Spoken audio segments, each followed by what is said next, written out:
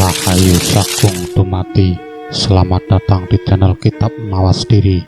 Dalam tayangan kali ini kami akan mengulik sedikit tentang Samber Nyawa, banjir darah bumi Mataram.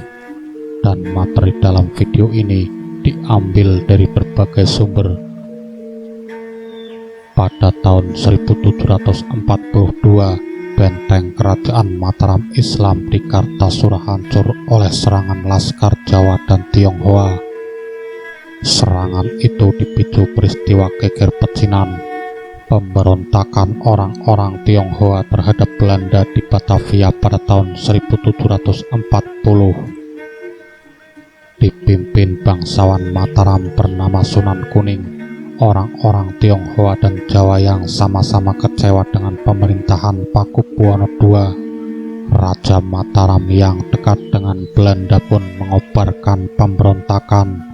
Rakyat Mataram pun terbelah dua, antara yang memihak Sunan Kuning dan Pakubuwono II. Di mana-mana terjadi perang dan banjir darah.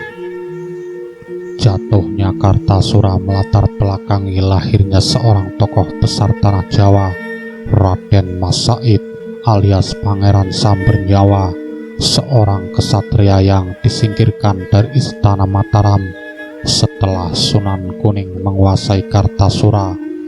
Pangeran Samber Nyawa berada di persimpangan. Meskipun Pakubuwono II pamannya, ia tak bisa membela karena ada Belanda di belakangnya. Tetapi ia pun tak hendak memihak penguasa baru, sebab Sunan Kuning bukanlah pemimpin yang diharapkannya.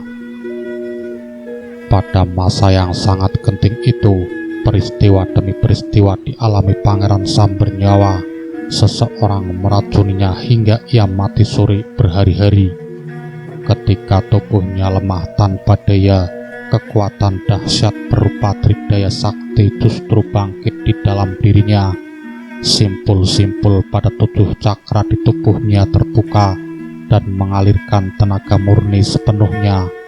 Perjumpaannya dengan rakyat yang menderita memantapkan hatinya untuk memperjuangkan keadilan. Kasih sayang orang-orang yang tulus membuat jiwanya semakin menyadari sesanti leluhur Jawa. Surodiraja ningrat lepur dening pangastuti, atau angkara murka bakal lepur oleh cinta kasih. Berkiblat pada keadilan dan cinta kasih, Pangeran Samber Nyawa mempersiapkan kekuatannya untuk membebaskan rakyat Jawa dari belenggu penderitaan dan penjajahan. Tiji Tibeh merupakan akronim dari Mati Siji Mati Kabeh atau Mukti Siji Mukti Kabeh, yang artinya mati satu mati semua atau makmur satu makmur semuanya.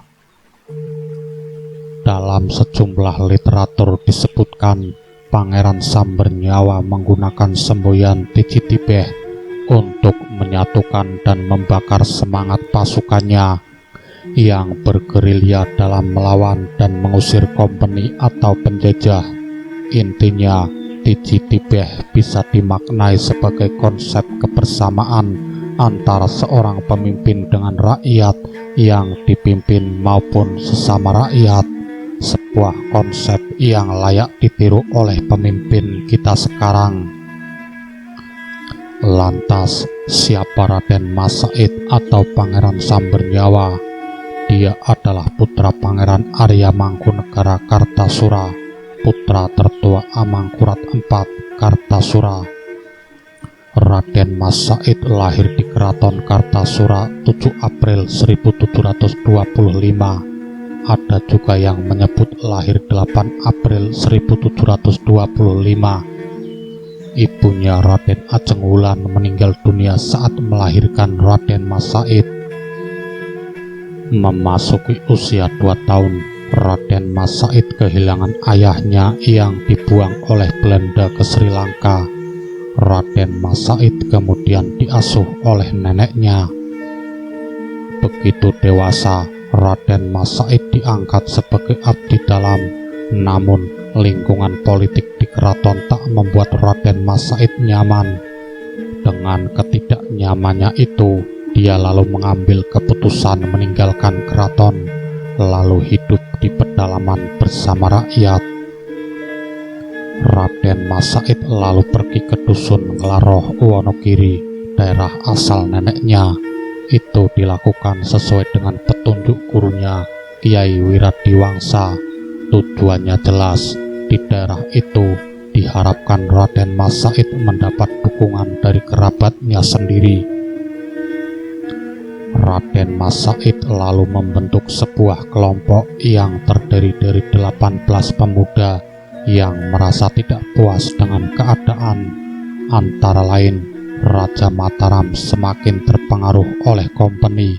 Lebih-lebih, Kartasura dikacau balaukan oleh geger pecinan atau pemberontakan Cina pada tahun 1740. Menariknya, ke-18 pengikut Raden Mas Said memakai nama yang kesemuanya berawal dengan Jaya, antara lain Jaya Wiguna, Jaya Utama, dan sebagainya. Perjuangan Raden Mas Said dilakukan selama 16 tahun, yakni pada tahun 1749 sampai 1757. Dikutip dari Wikipedia, selama tahun 1741 sampai 1742, Raden Mas Said memimpin Laskar Tionghoa melawan Belanda.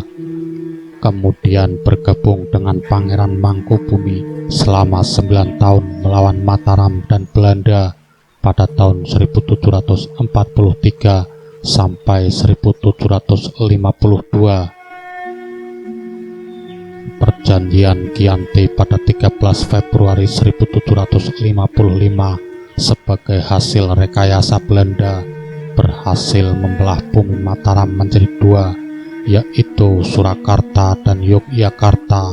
Merupakan perjanjian yang sangat ditentang oleh Raden Mas Said karena bersifat memecah belah rakyat Mataram.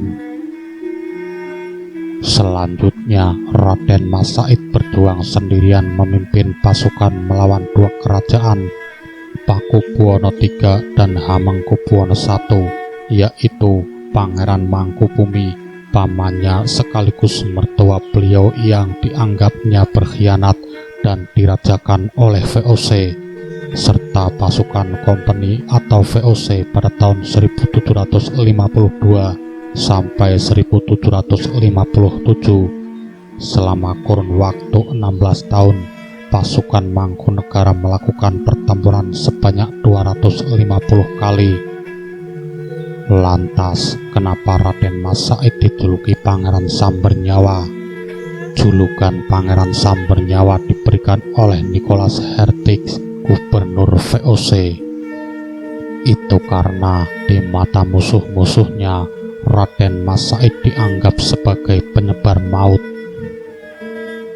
Kehebatannya dalam strategi perang bukan hanya dipuji pengikutnya, melainkan juga disegani lawannya. Bahkan pujian datang dari Gubernur Direktur Jawa, Baron van Hohendorf, yang berkuasa ketika itu.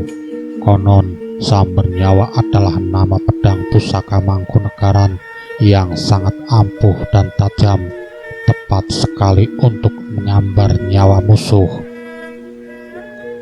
Memang saat itu tak seorang pun yang berhasil menjamah Raden Mas Said. Melihat kenyataan tersebut, pemimpin VOC di Semarang, Nicholas Hertings, mendesak Sunan Pakubuwono III meminta Raden Mas Said ke meja perdamaian. Akhirnya terjadilah perdamaian dengan Sunan Pakubuwono III yang diformalkan dalam Perjanjian Solotigo 17 Maret 1757. Pertemuan berlangsung di Desa Jemblung Wonogiri. Disepakati bahwa Raden Mas Said diangkat sebagai Adipati Miji alias mandiri atau otonom, bergelar Kanjeng Gusti Pangeran Adipati Arya Mangkunegara I. Wilayah kedudukannya meliputi Keduang, Honggobayan, Sembuyan, Gunung Kidul, Pajang sebelah utara, dan Kedu. Dia mendirikan istana di pinggir Kali Pepe pada tahun 1756. Tempat itulah yang hingga sekarang dikenal sebagai Istana Mangkunegaran. Raden Mas Said yang menikah dengan Rupiah atau yang dikenal dengan Matah Ati memerintah selama kurang lebih 40 tahun dan wafat pada tanggal 28 Desember 1795. Ia dimakamkan di Istana Mengadek Matesih, Karanganyar, Jawa Tengah. Melalui surat keputusan Presiden Republik Indonesia, ia ditetapkan sebagai pahlawan nasional. Begitulah sahabat kitab Mawas Diri, sekelumit tentang Samber Nyawa, banjir darah di bumi Mataram. Sekian dan terima kasih. Salam sejahtera. Rahayu, Rahayu, Rahayu.